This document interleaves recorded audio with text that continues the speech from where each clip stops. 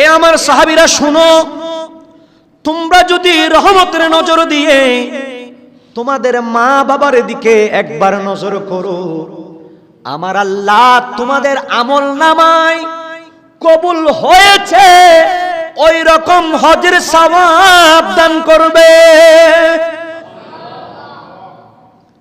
মানুষ লক্ষ টাকা দিয়ে হজ করতে যায়, কিন্তু কার হজ কবুল হয়েছে, কার হজ কবুল হয় নাই, সেটাকে আমরা কেউ জানি না। আর আল্লাহর নবী বলেছেন, মা বাবার দিকে যদি রহমতের দৃষ্টি দাও, ওই রহমতের দৃষ্টির কারণে তোমার আমল নামায় কবুল হয়েছে ওই রকম হজের সওয়াব দান করবেন আমার আল্লাহ। জুড়ে বলেন সুবহানাল্লাহ।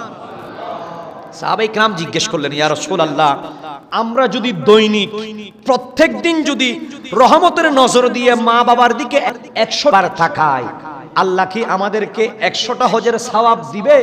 আমার নবী বলা আরম্ভ করে দিলেন, ও আমার সাহাবায়ে কেরাম শুনো, 100টা নয়, দৈনিক তুমি যতটা নজর দিবা, প্রত্যেকটা নজরে যদি রহমত থাকে, মা বাবার জন্য যদি ভালো থাকে, আমার আল্লাহ প্রত্যেক নজরে একটি একটি কবুল হওয়া হজের সওয়াব তোমাদের আমল নামায় দান করবে। জুড়ে বলেন সুবহানাল্লাহ।